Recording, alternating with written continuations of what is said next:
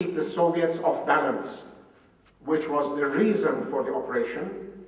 It was permissible to use other lives for our geopolitical interests.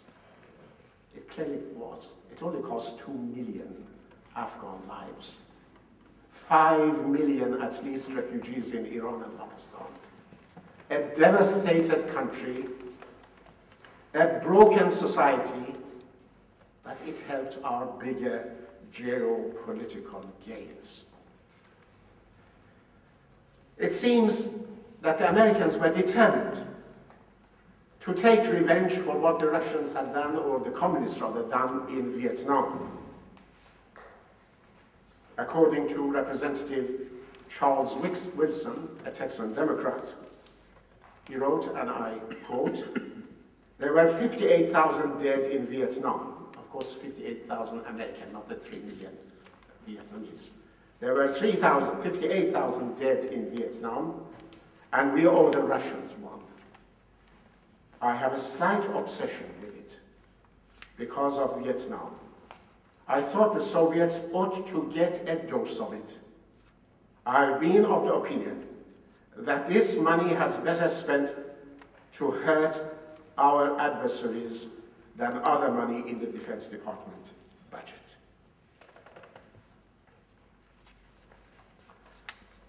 Many American officials later on were not averse to the Taliban either. If you really know what was going on, the Taliban were created by Pakistan with massive American support.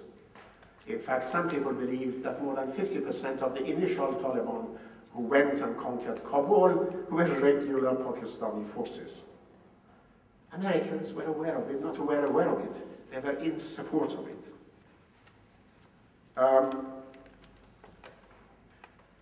We know that soon after the Taliban came to power, the American company Unicor went and signed a multi-billion-dollar deal to bring gas from Turkmenistan through Afghanistan to Karachi. Lynn Davis, the spokesman for the State Department, said he saw nothing objectionable in the Taliban's plan to impose strict Islamic law. Senator Hank Brown, the chairman of the Senate's Foreign Relations Subcommittee on Near East, said the good thing, the good part of what has happened is that one of the factions at last seems capable of developing a new government in Afghanistan. The Taliban will probably develop like the Saudis. There will be Aramco, pipelines, an emir, no parliament, and lots of Sharia law. We can live with that, he said. This was another official. Sadly, we never thought of the blowback. But in the process, we have sacrificed millions of people and an entire country for our elusive geopolitical gains. The other sad thing which has happened is that this trap which the Americans led for the Russians, and it worked and brought the collapse of the Russian Empire, it seems they have fallen into it now. These 30,000 extra forces, for them, President Obama has asked for $33 billion extra funding. Every soldier costs around $1 million to $1.2 million a year. The Iraq war cost $1 trillion, and the Afghan war is costing around $100 billion a year. No wonder we are short of a few pennies in our economies.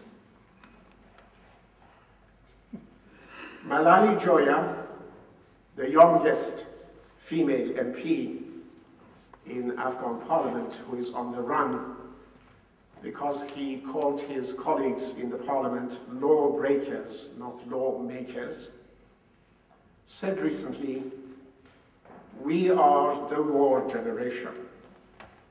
We saw nothing in our lives but disaster, war, violence, and all these catastrophic situations. In a speech in New York just recently, she said, after 9/11, they occupied my country under the banner of women's rights and human rights and democracy. But they bring into power this philosophy of the Taliban. That's why today the situation in Afghanistan is a disaster. She was very quick to show the plight of the ordinary Afghan. She says that poverty remains endemic. Corruption is flourishing, thanks to the billions of dollars given to contractors and NGOs. She says, and I'm quoting, the situation has created a ridiculous drama. Just rubbing salt, she was talking about the recent election, was a ridiculous drama. Just adding salt in the injured heart of my people. As for women, she says, the situation of women is a disaster and just as catastrophic as under the domination of the Taliban. She concludes, they invaded my country to have access to the gas and oil of the Asian republics, and now the people of my country are crushed between three powerful enemies. The occupation forces, bombing and killing innocent civilians, most of them women and children, the Taliban, and these warlords. Really spare a thought for the plight of the poor Afghans who have seen nothing but war and disaster for the past 30 years at least. Meanwhile, the situation in Pakistan is being destabilized. Just recently, a new report was published by Pakistan's government, which says that in 2009, during these wars in Swat Valley and Waziristan, it killed 12,000 militants and wounded a similar or more number, as well as capturing another 12,000. 75 of them were members of the Al-Qaeda, presumably Arabs.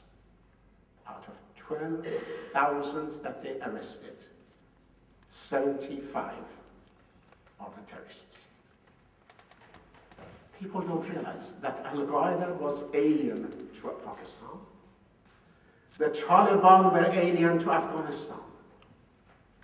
There was neither an Afghan, nor an Iranian, nor a Pakistani involved in the 9/11. And of course, they are paying for it. Okay, we are in this terrible situation as we are. What should we do? In my paper, I have suggested a few points. I won't dwell on them because my time is nearly up. First of all, for heaven's sake, let's define what on earth we are fighting for.